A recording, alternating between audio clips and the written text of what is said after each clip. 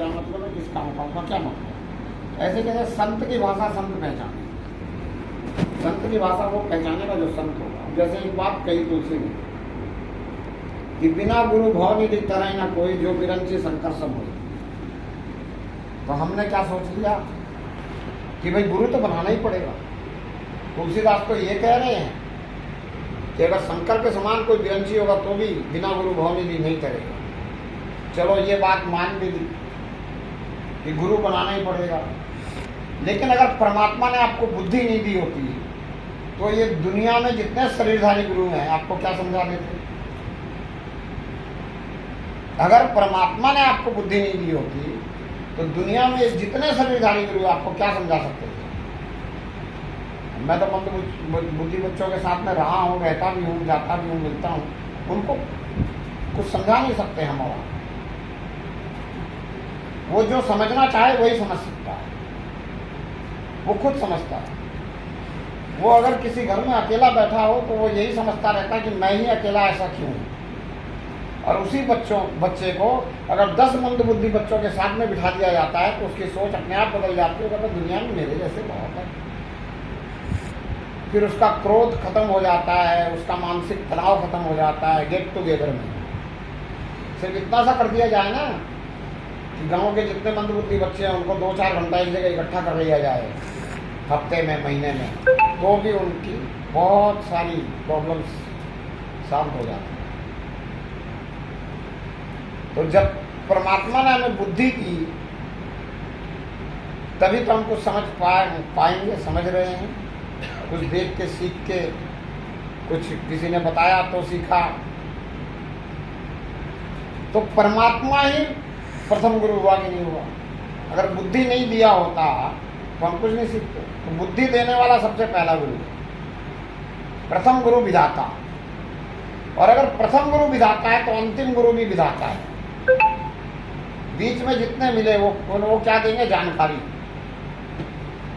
किसकी जानकारी देंगे, समाज की, व्यवस्था की, व्यवहार की।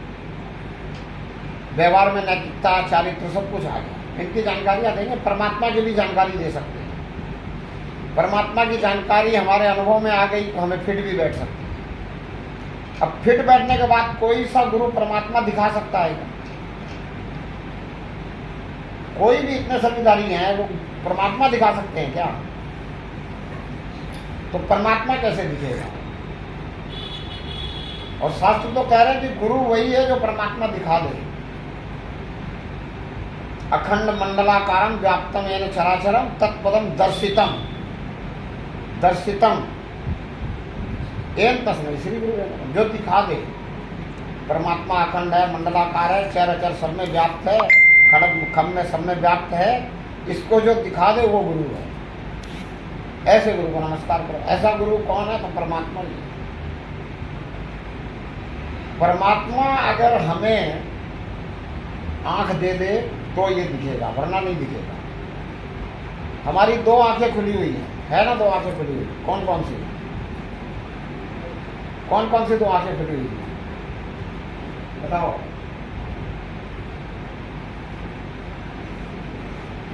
कल तो आपसे बातचीत हुई थी, इसमें बताया था मैंने साहब। अच्छा,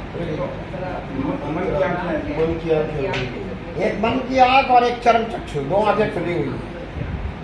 एक चर्म चक्षु खुली हुई है, एक मन की आंख खुली हुई है। इस आंख से हम संसार को देखते हैं और जो चीज हमने इस आंख से देखी हुई है वहां तक मन करके पहुंच जाती है। मन से देख के आप अपने पियर में चले जाओ, तब पियर का कोना कोना देख के चले जाओगे।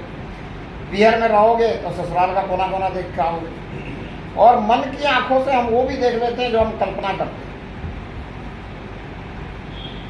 अगर आपको ऐसा लगता हो कि भाई हमारे पास धन है और हमें जो है बहुत अच्छा मकान बनाना है, तो आप कल्पना में मकान बना लेते हो और मन की आंखों से देख लेते हो कि ऐसा हमारा डाइनिंग रूम होगा, ऐसा हमारा ड्राइंग रूम होगा, ऐसा हमारा बेडरूम होगा, ऐसा हमारा किचन होगा, ऐसा हमारा लॉबी होगा। सब कुछ देख लेते हो मन की आंखों से। तो मन की आंखों से और चर्म चक्षुओं से जो कुछ देखा जाता है ये परमात्मा नहीं है। परमात्मा अगर दिखेगा तो मैं आत्मा हूं, मुझ आत्मा को अगर दृष्टि मिले तो परमात्मा की पहचान होगी, अन्यथा नहीं होगी। और मुझ आत्मा की दृष्टि को देने में परमात्मा सक्षम है कि नहीं? है ना सक्षम?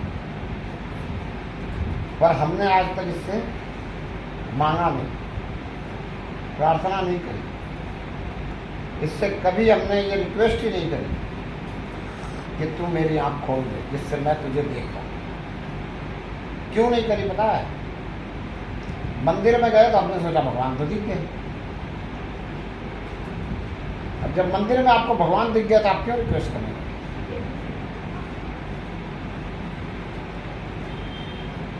और जबकि आप ये भी जानते हो कि परमात्मा मेरे अंदर ही है, जब आप ये भी जानते हो कि मंदिर में जो मूर्ति है ये परमात्मा नहीं है, मूर्ति में परमात्मा है, लेकिन ये भ्रम एक बना हुआ रहता है। इस भ्रम के कारण ये प्रार्थना नहीं हो पाती है। तो मैं कहता हूँ ये प्रार्थना आप शुरू कर दो।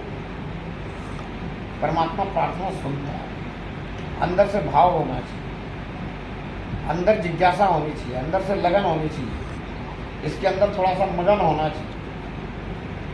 अगर मगन हो जाओ और इस बात को समझ लो कि अंदर ही परमात्मा है तो अंदर ही अंदर प्रार्थना शुरू हो जाएगी।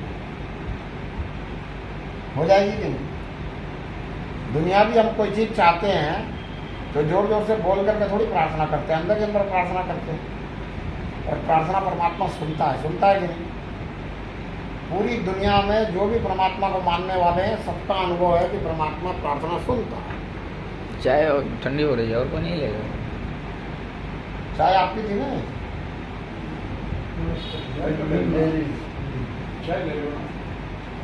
वकील साहब आपने लेते क्या चाय? हो गया ना मेरा।